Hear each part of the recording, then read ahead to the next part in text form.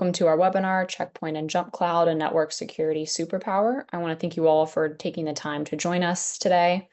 Before I pass it over to our speakers, I just want to let you know that we do have a Q&A section at the end of our webinar, but feel free to post any comments or questions you have in the chat button at the bottom of your screen. All right, Chase, I will kick it over to you. All right, perfect. Well, again, thank you everyone for joining us today. My name is Jason, Principal Strategist here at JumpCloud. So I help look after kind of the evangelism story, helping a lot of our customers and especially our partners evolve and think about how they think about authentication, access strategies, compliance, kind of all those different realms, and making sure that we are set up for success. So that is a little bit about me, and I'm actually going to hand it over to Justin. Awesome. Good to be with you today, everyone. Again, thanks for the time, and thanks, Chase, for making it really a success here and good partnership together. My name is Justin Ryle, so I've been with Checkpoint for just over a year by way of the Perimeter 81 acquisition. So many on the call, when we sort of go into the product, may know us as Perimeter 81. We were acquired about a year ago, but I focus on a lot of the third-party initiatives we have within our organization, as well as some integrations and a lot of channel partner initiatives as well. And I think it'd be good, maybe Chase, for the audience, just to understand a little background on the partnership and how we begun. So it's a cool story. So roll back about 2 years ago is really when we started to get engaged, and the DNA of the companies when I first met JumpCloud really struck me as interesting, just given the similarities in terms of the co-founders being serial entrepreneurs and really focusing on what is the next technology leap and how do we need to refine what we do today for the mid-market and the small and medium business and make it consumable. I think JumpCloud did an amazing job, with that. Initially, our partnership was sort of around the identity, and we'll talk about that a little bit here, identity of the actual user, because when we think about networking, right, that's part and parcel to what we need as we build out zero trust policies and look at the principles of how an admin is building the network for their customers. So it was really just a direct match in terms of where you all played and where we were playing and heading. And, that has really grown over the last few years. I know we've done a lot of road shows together and we see each other in the field quite a bit. So appreciate the partnership. Yeah, absolutely. And it's been exciting to see along the way as well. Awesome. So I'll go over the agenda real quick. We've got a short 30 minutes, some good information for you all, and hopefully some great takeaways. But first and foremost, we're going to go through several slides that were actually initiated by the JumpCloud team, showing some feedback in the market around some recent trends and what they're seeing. I think it'll be really good for the audience to consume that, and then that will lend into our conversation around controls and consolidation and where we see the market moving and sort of how we see our partners and customers adopting technology today, and then close it out with more of a platform approach. So pretty quick agenda, and as Ashley mentioned from the outset, we will have Q&A, so feel free to engage and we'll address those questions that come on. We'll keep this pretty conversational throughout. With that, Chase, I'll turn it back over to you. I know you guys have some great data and we can dive maybe directly into that. Yeah, perfect. So I'm really excited to dive into a piece of this. And I guess just to set the stage a little bit, every 6 months, we interview and survey hundreds of different global IT admins on a bunch of different topics, right? In terms of what you're thinking about, what keeps you up at night, kind of, how you think about security, what's your budget look like, kind of all those different areas. And this is a little bit more of a unique approach, I'd say, compared to like most other data sets that you have out there, because it's really focused within organizations that are under about 2,000 employees, right? So when you think about it, it's the vast majority of organizations that are out there, but it gives you a real-time look into kind of what are the practitioners within IT, kind of what are they thinking about, how are they operating? And more importantly, too, we have some information in terms of what does that relationship look like for the MSPs that are supporting them and making sure that we are able to achieve those security and compliance goals and kind of having some of those outcomes. And so on the next slide, one of the first things that I wanted to talk about was budget, right? Because we wanted to say, how has this continued to move and change?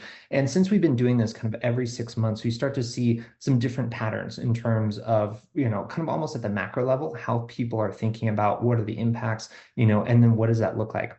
Good news is, we've continued to see that budget has continued to increase. And then even in the second half here, you can actually say, well, actually, we continue to think that's going to increase significantly. And there's only, what, 4% that say it's going to decline. And so this is a really strong indicator in terms of, hey, we have a little bit more wallet, we have a little bit more thought in terms of where we want to deploy kind of that capital. And as we think about IT and security. And it's the second part that I think is really important because what we're continuing to see is as IT budgets continue to grow, more of that budget is allocated into security aspects. You're seeing kind of that meld of roles, not so much, as moving on, I'd say from the typical kind of break fix help desk type of mentality, but really having a seat at the table when you think about organizational impacts, how we think about security, and some of those other impacts as well. And so on the next piece, I think we're going to be talking. Oh, and then here too, kind of we're looking over the past year, right? And so here, even more raw numbers in terms of what this looks like. So it's continued to increase by 10, 20%, which when you think about it, that's a lot, especially in, I know we're going to be talking about rate cuts and kind of all the other things that might be happening at the macro environment. But for a lot of small, medium organizations, this is a huge increase to the budget that what they've been seeing so far, which is a really strong indicator of what's to come.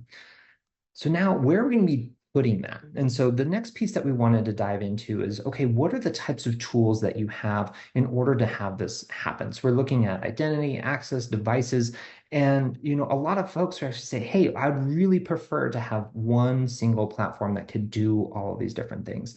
I know a lot of us within the industry see a lot more tool sprawl that's continuing to happen. Justin and I were actually just talking about this kind of in the prep before this, and I know that you've seen it come up too in terms of this is really an element that a lot of not only I'd say direct IT and other practitioners are facing, but our partners as well as they think about it within the MSP side.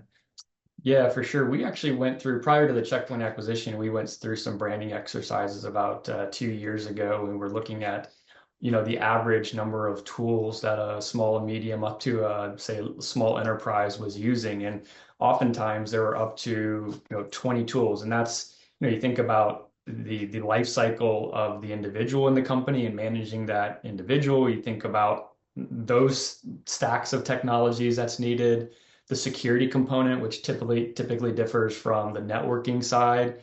So you add this on and it becomes increasingly complex. And we'll get to it a little bit later of how you maybe look past some of that because in the market as well, there's been such a push into the SMB space through MSPs in the last, call it 5 to 10 years.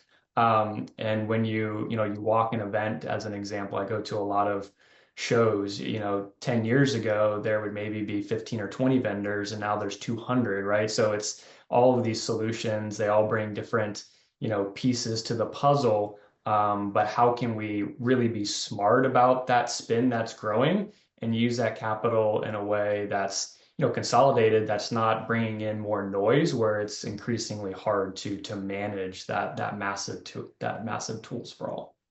Yeah, absolutely. And it's one of the biggest, I would say, bigger margin killers that we see across kind of our partners and kind of how you approach that.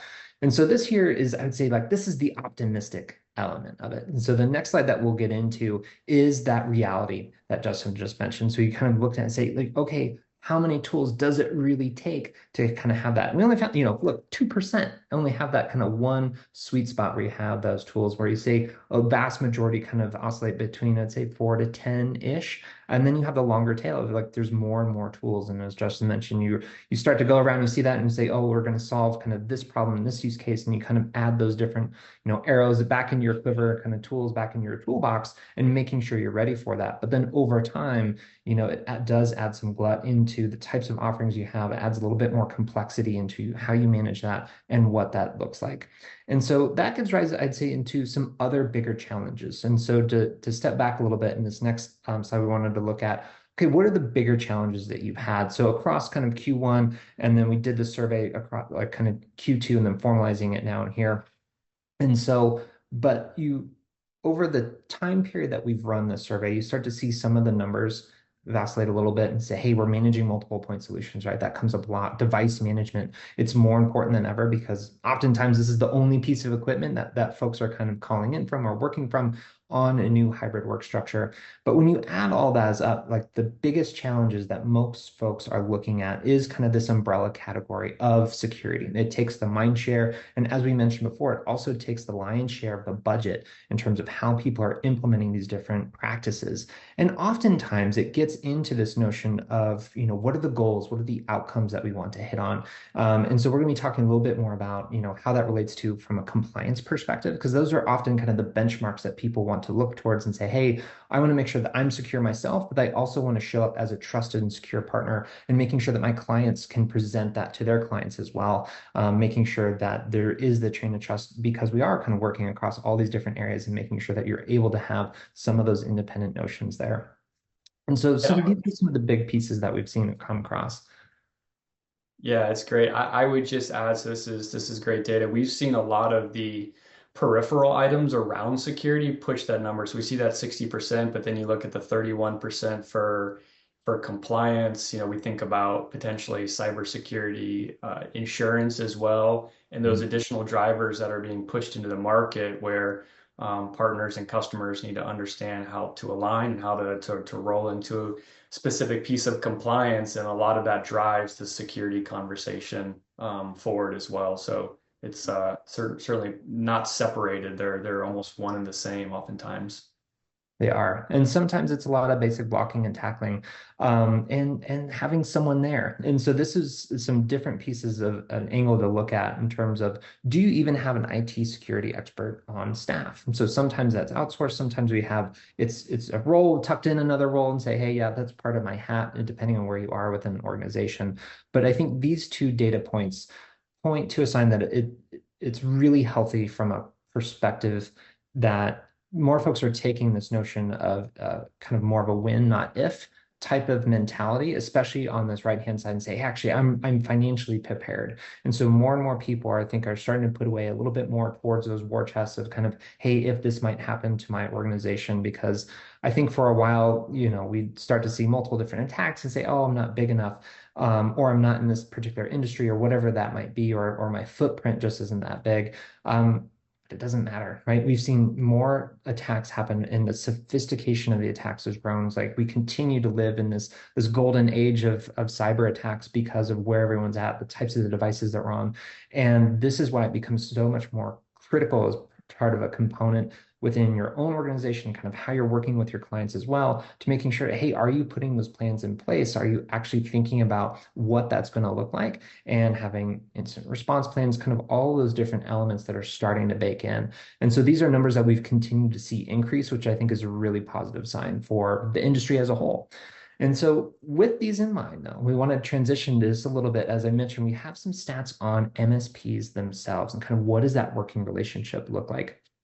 And what is really interesting is that we see more and more organizations are leaning on MSPs than they have been ever before. And so we have, a whopping 30%, like they completely manage part of our IT. So when you add it up, it's like, 88% of folks that we surveyed within this role either are working with an MSP or thinking about working with an MSP, which provides a huge opportunity in terms of the types of organizations. And I think more people are apt to have that type of relationship, especially kind of more of a co-managed type of experience where say, hey, if you want to take on either your expertise, whether that's networking, whether that's working through our compliance list, or we offload some of those other pieces where say, hey, actually, I want you to take on more of the day-to-day aspects so that way our internal team can focus on our own infrastructure, our own other pieces of goals that we have within that. So this is a really interesting mix just to show that more and more the market is leaning into managed services than they ever have before.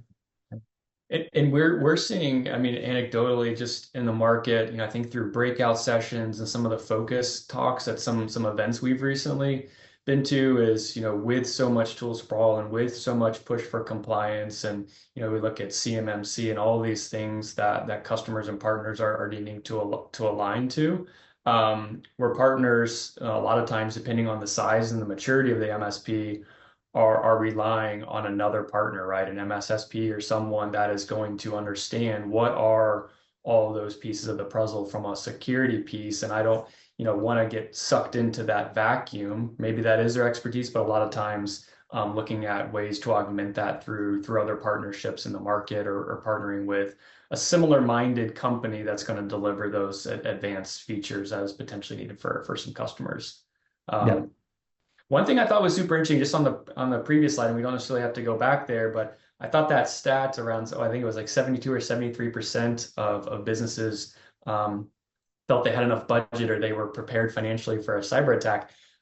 Certainly don't want to challenge that, right? This is a direct survey from customers, but I did a quick chat GPT check on what the average cost of a breach was. And it was 200,000 to 500,000 for a small business, and that was considered a company with less than 100 users. And then a medium business up to say 1,000 users. Again, according to ChatGPT, there's a million reports you could look at. They were saying it was, upwards of $5 million.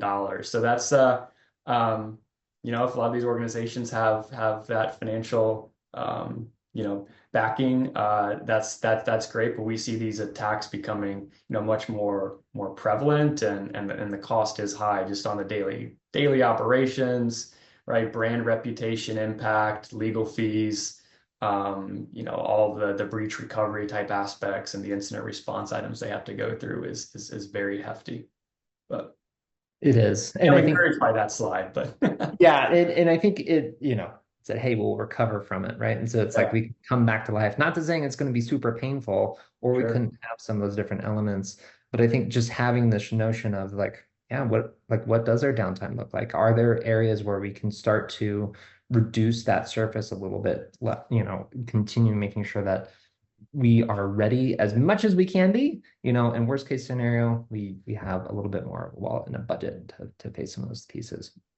So and then coming back into the budget here, well timed, right? And when you think about, well, where are we going to be taking that? Actually, 67% say we actually want to increase that MSP. So not only are a vast majority working with MSPs, but that the dollars that they are allocating into those services continues to grow, which again is a really healthy sign as you think about managed services in general, right? And when you think about, I'd say, this whole micro industry that it holds, more and more organizations are leaning into that. So they're taking that budget and it's directly translating into those MSP services, which is really healthy to see.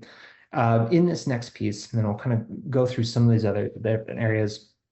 We'll go through this really relatively quickly, and hopefully this isn't, earth-shattering news. And the reason why I did want to present, kind of talk to this just for a moment, is it does reinforce a lot of those different aspects when we're talking to our clients, when we're making sure they say, hey, how are we presenting ourselves? But I did want to make sure that each partner that kind of attending is kind of looking at each of these different categories and segments and saying, how can I make sure that my value proposition, my marketing materials, kind of how I'm working with my clients, all these different aspects are coming into that, and how can we start thinking about how to benchmark that, right? Making sure that you're able to generate your own case studies and making sure that that turns into referrals, right? And be really clear, say, hey, I'm money saving, but what does that look like? Is it reducing licensing fees because we have better visibility? Is it consolidating a lot of the different tools that we have and making sure that we have that approach? And those are a lot of the bigger things that we see versus, increasing effectiveness, making my job easier. A lot of those are a little bit more known knowns, but making sure that you're retranslating that back into your client base is super impactful. And the reason is, for the next slide, it's I would say it's variable, right? So there's more money coming into it. There's more IT budget associated with it. However, the biggest thing that will get folks in terms of transitioning their MSP services or bringing services back in-house in terms of IT is how you think about security. And within this, we're going to talk a little bit more in terms of compliance, but this is the biggest delta that we've found that will move folks in and out of different MSPs depending on how they treat security. So again, this is a big focus area for folks in terms of making sure that you're communicating clearly, directly. When you think about this huge umbrella of security, how are you tackling each one of those individual concerns that we looked at, kind of across those different elements? And then we'll transition a little bit more into what this looks like directly from a kind of compliance perspective, because there's a lot of, I'd say, a guiding path that a lot of us can lean on and making sure that our clients can achieve those different goals. Yeah, and I would just say I'm on that slide. I'm probably stating the obvious here, but the diversity of those percentages across the board. I mean, all that that's really yells at the customer base is open to a conversation. And I think, a lot of times, whether it's through, QBRs or in customer meetings, partners we talk to sometimes struggle to get in front of those clients and have those conversations and take a proactive approach as opposed to reacting. And seeing this is, really speaking to the ability and the readiness for those customers to have a cybersecurity conversation and allow, the partner, the MSP, to come in there and take control of that and lead that and guide the customer through the process. Um, yeah. So I think moving into a little bit around controls, as we talk about consolidations and platforms and how technology is looked at and chosen. This is something that, from a Perimeter 1 and now Checkpoint perspective, we really started to look at a couple years ago as we were engaging with MSPs. And to your earlier point, Chase, right, the tool sprawl, a lot of vendors in the market bringing in individual point solutions. How are those decisions being made in terms of my stack today looks like X, maybe it needs to move to Y in order to, allocate the proper resources and security pieces to be moving more towards, say, compliance with CMMC regulations, or looking more to be, if I'm servicing healthcare, to be in align with encryption and all the policies that are needed specifically for HIPAA and the control there. So there's multiple controls in the market. I just wanted to call out specifically CIS controls, as that's where, where we've landed as an organization. But these controls, right, there's NIST, there's many others that can be looked at. I don't know that there's one that's necessarily better than the other. It's more just take the approach of choose something and move forward with that and make progress. But these are really a great beacon we've learned in talking to partners to say, here's the things that are, say, meet minimum for an organization. As an example, with CIS controls, there's 3 levels. There's multiple implementations of those levels.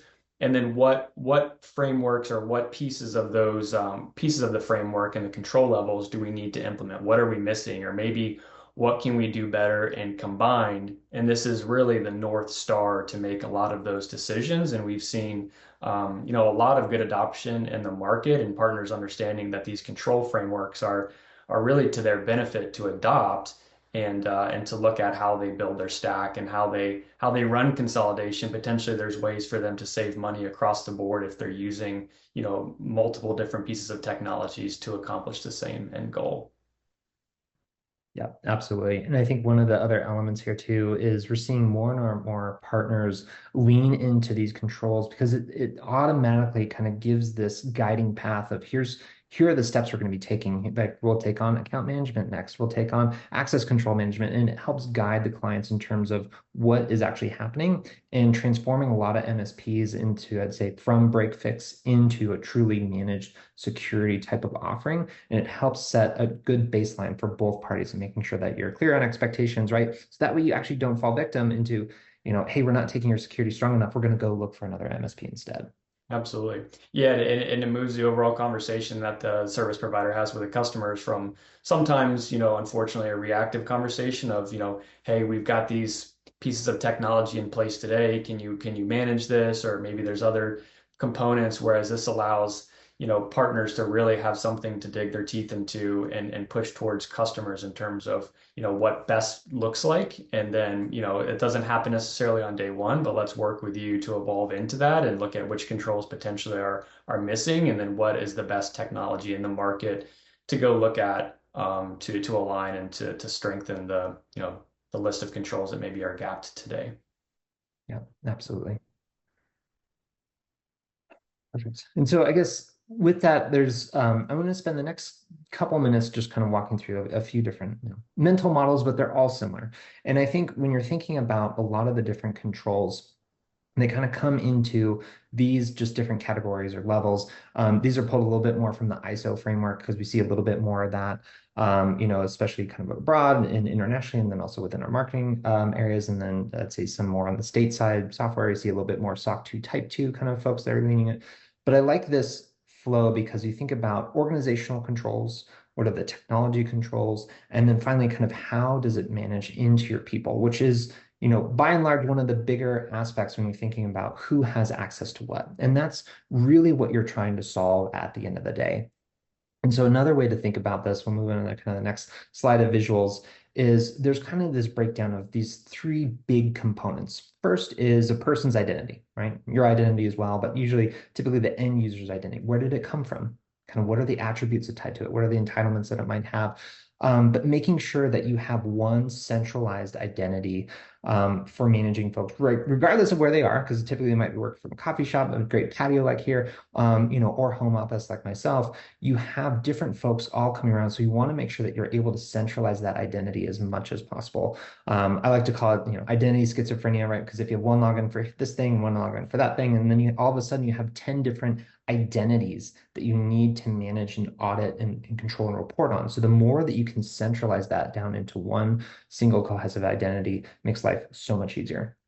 The next piece that we wanted to talk about is devices. So earlier we kind of talked about like technologies and systems, but for the most part, you're most vulnerable, in which we spend a lot of time thinking about, is the security of the device right in front of you. It is your workhorse. It's how you get work done. It's how you get into all those things and making sure that you're able to do your work. And within that, there's a lot of different components that we'll talk about here in just a couple of moments, and really making sure that that device is secure and trusted. And then on the last piece, we wanted to think about overall access. So we talked about kind of, identity. If you want to think about, that's the authentication. Access is the authorization. Like, do you have the right roles and rights to get into what you need, right? Do you need to elevate those permissions? Do you need to remove or revoke permissions in a lot of different cases? And this really comes home for when you think about critical infrastructure, right? So how are you able to elevate access when needed, but then more importantly, make sure that's not just an open door, and making sure that that it becomes less of an attack vector because they didn't have access, or you have that dynamic access value.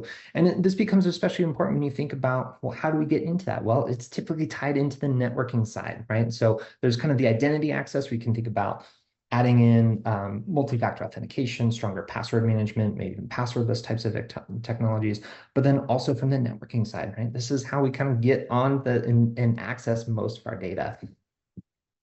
Yeah, 100%. And again, to your point on the network side, knowing who the user is, what the device is, and then in addition to that, right, what are the parameters around that device, making sure that we've got checks on the device to see if it's compliant with certain, rules that we potentially have in place. Maybe we know who that user is, the device is great, but if the device isn't up to date or has a specific piece of software on it, right? We don't necessarily want to let that enter the network. So all this ties into where the user journey starts in terms of who they are, all the way through accessing resources in a very tight way, right? The buzz around zero trust is gone, but it's still relevant in terms of the whole premise of zero trust and the framework and what that looks like, and starting with the identity and then moving all the way into very much limited access to the resources they need to do to get their job done. And that's really where this is the story. And I know we'll move into another slide where we really complement each other throughout the stack. Yep, absolutely. So real quickly, we'll kind of walk through it. It's like, okay, what does this look like on a day-to-day at Chase? Like, let's get a little bit more real on what that looks like.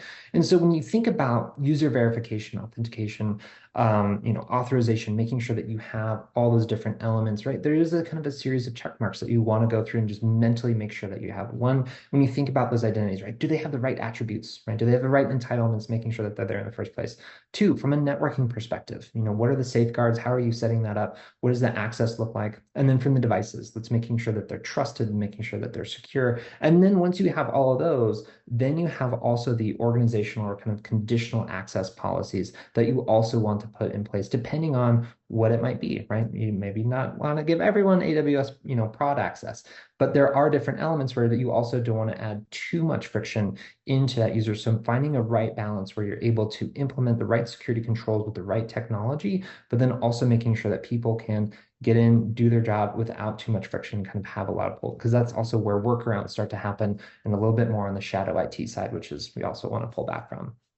But the next piece that I wanted to talk about really quickly, just because it is so important, because it is the gateway to work and kind of how we think about this, especially when we're thinking about device technology. Really, kind of a lot of the controls are looking at, what is on the device, right? So what are the types of applications that are coming? How did they get there in the first place? Who approved them? And then the second piece is, how do we know that they're up to date? How are we patching all those different elements that are either individual applications on the device, but more importantly, what is the OS version that is coming out with, right? And so for those of us who are working on Macs and other pieces, Apple's going to be announcing kind of those updates here shortly, but making sure like, hey, are you ready to implement those? Do you have policies to block those major updates when they come around? So making sure that you have a little bit more control around it. And then the final piece is, I'd say, certificates and trust, right? That's really kind of how you're able to triangulate multiple different areas on that.